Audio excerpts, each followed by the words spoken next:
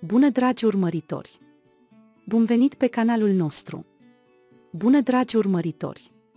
Bun venit pe canalul nostru! În acest videoclip vă aduc analiza pe care am pregătit-o pentru cel de-al 421-lea episod final al seriei Emanet, pe care publicul îl așteaptă cu mare entuziasm și curiozitate. Nu uitați să vă abonați la canalul nostru, să activați notificările și să distribuiți videoclipul nostru înainte de a trece la videoclipul nostru. Nu uitați să vă abonați la canalul nostru, să activați notificările și să distribuiți videoclipul nostru înainte de a trece la videoclipul nostru. Yaman și-a amintit de amintirile bune pe care le-a avut cu Seher. Iartă-mă, nu voi fi mereu lângă tine. A spus că tot ce pot face este să te fac fericit pentru totdeauna. Zia și Cici pregăteau lista de invitați. Seher a cumpărat haine pentru toată lumea pentru nuntă. Cenger le-a dus. Apoi au venit Seher și Yaman. Îi cumpărase o rochie de mireasă pentru Cici. Floarea l-a îmbrățișat. Când nunta lui Seher a avut loc 2 zile mai târziu, a vrut să o facă imediat. A spus că dacă nu-ți place, schimbă-le. Fără floare, îmi place mult. El a spus mulțumesc. Yaman a adus și o cutie și a spus că aceasta este pentru tine. Seher a fost curios și a deschis-o. Seher a fost foarte surprins. În cutie era o rochie de mireasă. Fratele meu Yaman, Zia, a spus de ce nu ne căsătorim împreună. Am vrut să mai fac o nuntă, a spus el. Zia și Cici au fost, de asemenea, foarte fericiți de acest lucru. Idris a început să facă noi planuri. Psihopatul Dris a început să se pedepsească pentru planurile pe care le-a eșuat. Deodată mi-a venit o idee. De data asta voi face un plan foarte bun. Voi face Crimea atât de nebună încât îl va găsi pe Aziz oriunde ar fi și se va răzbuna. Yemen, nu există altă cale. El a spus că această lume va arde acum. Seher a fost împușcat la nuntă. Yaman încerca să-l trezească pe Seher în brațele lui. Iosif a fost, de asemenea, martor la ceea ce s-a întâmplat. Yaman nu mai avea o creangă de care să se agațe. Ești în mașină. A țipat și a lovit mașina. Atunci a sunat Nedim. Medicii vor trăi cu speranță, a spus Seher. Yaman a spus, l-ai găsit pe acel bărbat. Nedim a spus că nu încă.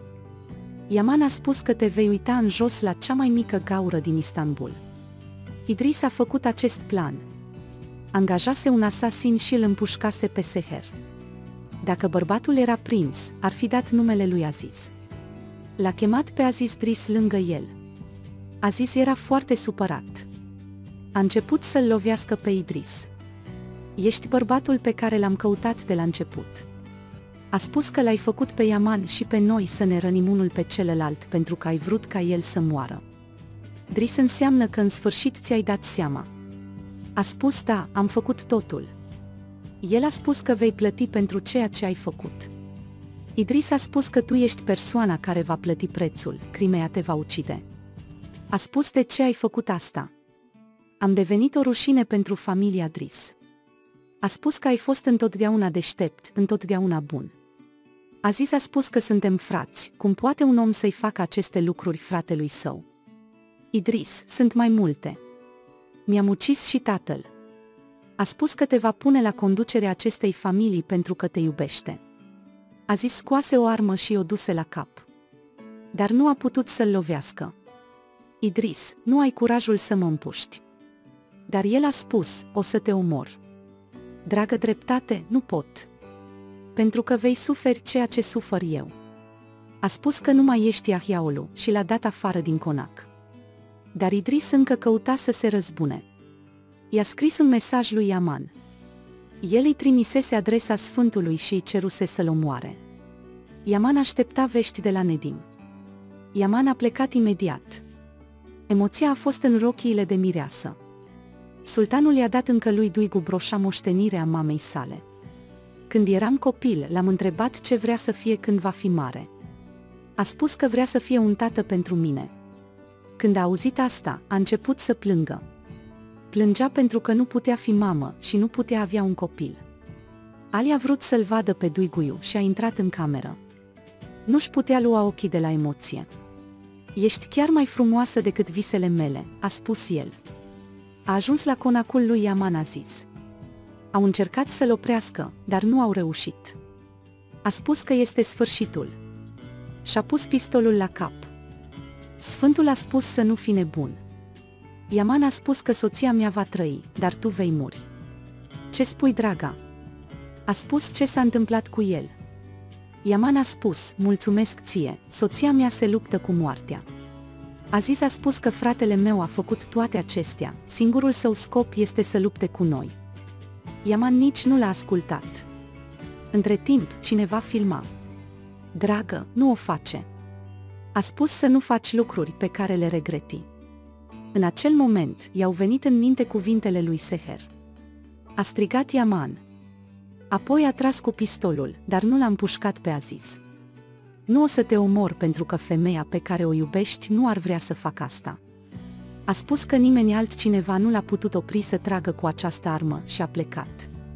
Atunci a sunat Nedim. Trebuie să vii. Când Idris Yaman a plecat, a intrat în conac. Ali și Duigu erau gata. A lăsat un bilet și a fugit. Ali, îmi pare atât de rău.